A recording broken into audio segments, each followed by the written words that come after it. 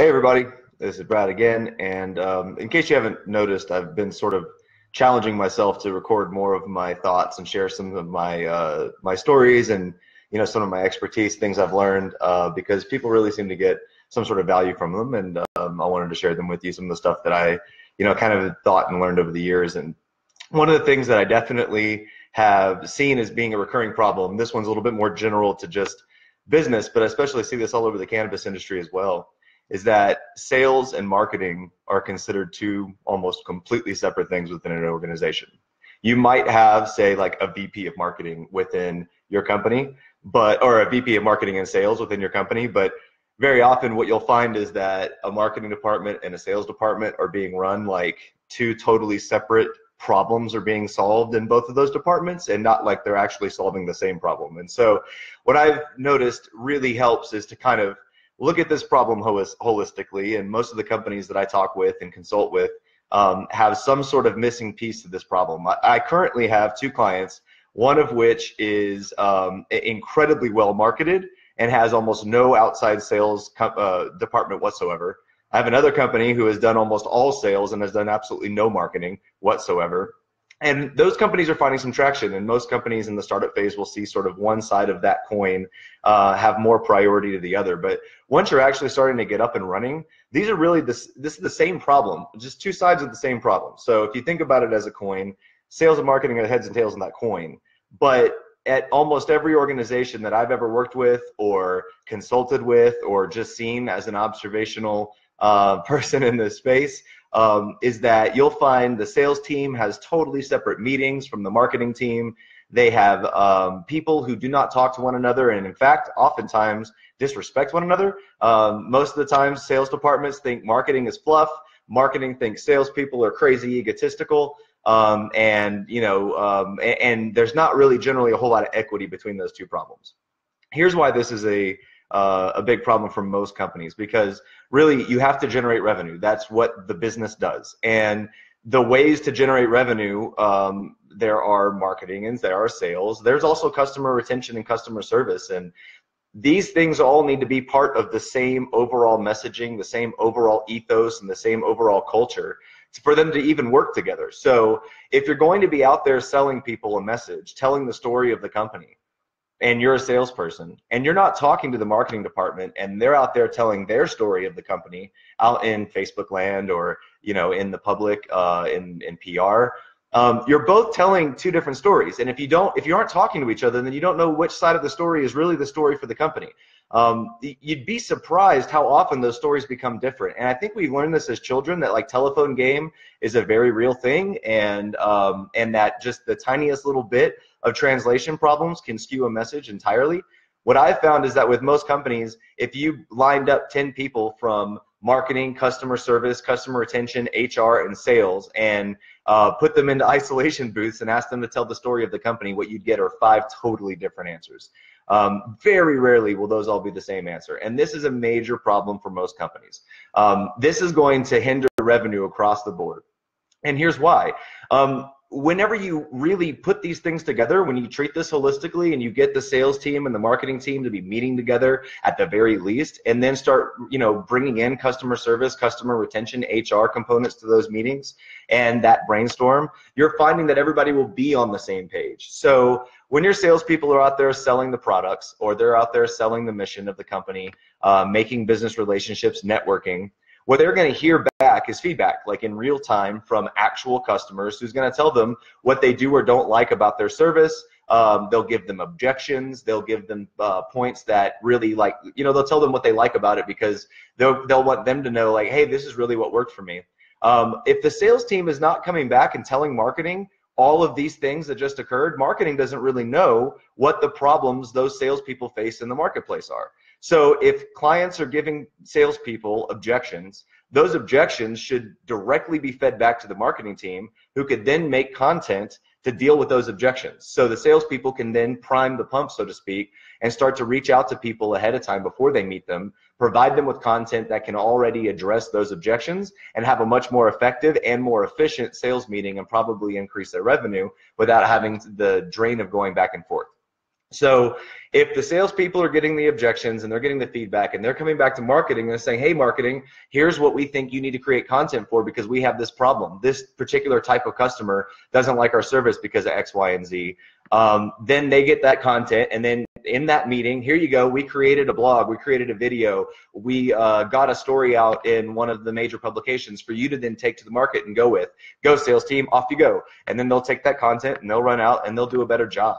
When you're talking about customer service, customer retention, and HR, I'm a little more general on these topics because in general, what I'm talking about is them just knowing the same story and getting people on the same page. When the company ethos and the company culture is woven from the history of the company story all the way to your sales and marketing people, and it's done well, then everyone should be able to tell this story like storytellers within their own company in every single department. They should all be saying the same thing. They should be following the same style. When you see Zappos, for instance, and they got a great name for this, their customer service is specifically powerful because of the fact that it is the entire company culture and ethos woven through every single touch point of working with a customer. And as a result, they had some of the happiest customers, they had some of the greatest customer retention, and some of the greatest revenues. But their marketing team understood that. They talked in the same language almost. And you never find your HR departments, your sales departments, and your marketing departments speaking in the same language. One of the reasons why is because they're considered departments, like literally separate from each other, when really they should all be participating in the storytelling of the company. And I know this sounds kind of lofty and sort of dreamy, like let's all be storytellers, but that's what's really effective. People identify with stories. If I go out and just start talking about statistics to people, if I was sitting here telling you, like, did you know that 37% of the people that you talk to are going to retain information and spend 10% more in total overall revenue year over year if you start telling stories more effectively and including component A, B, and C in that story? You're not going to listen to me. But if I'm able to tell you a story of someone I've actually worked with, problems I've actually seen, and can make it relative to you just in any way, you're going to retain that information, and then maybe statistics can back that up. So when I see companies going out into the marketplace, whether it's marketing, whether it's sales, whether it's investor pitches, and all they're talking about is like the features of their platform for their software company, or if all they're talking about are the different products that they sell and how varied all their products are, how organic all their products are, there's very little for me to latch onto there. Those are just features. Those are just buttons on a universal remote control. But if you can tell me by going here, I'm going to be a lot happier, I'm going to find more time to spend with my family because things are more efficient, more effective, I'm going to be able to send my kids to college because I'm making more money as the CEO of my company, or whatever those scenarios might be, now I'm listening. Now you've actually reached me in a place that matters, you know? You're not just selling me a bunch of buttons on a controller. You're actually telling me something that means something to you, that means something to the employees that work for you. Sometimes just hearing from employees is some of the best content that as a customer I could get before making a decision on hiring somebody. If I know that the employees that work at this company are all very happy and can tell me this message, the same message that everybody else, you know, whether sales or marketing can tell me, then I know it's true. I know it's not bullshit, and I know it really means something. And so telling that story, connecting to people in a real way, this is something that every member of the organization needs to know how to do. They need to at least understand the core components that make it the same, and then they need to start meeting together. Your director of sales and marketing, your VP of sales and marketing, your CMO, your CEO, whoever those roles are, they need to be really thinking holistically if they want to be the most effective at their role in the leadership. And the people within the organization, the people who are leading the sales efforts, the people who are running the marketing strategy, they too should be calling on these things to happen within their organization so they can be more effective. I can't tell you how many great artists are starving away right now within marketing departments just wishing someone would listen to them. But they're not also effectively showing the organization how they can make things happen by giving their input and by having this holistic conversation happening. So by doing this, you increase the company culture across the board. You're going to be more effective as a sales and marketing organization because you're going to know better what to do. You're going to have happier people working for you because they know that they've got a system they can work within where things actually do matter and they can actually tell a story. They're not just hawking a bunch of wares. Whenever you've got people just hawking wares, playing the numbers game, If that's all you're playing, you're just going to reduce them down to dollars and cents. And human beings don't feel that way. They don't work that way. So you're not going to have happy employees. You're not going to have happy customers.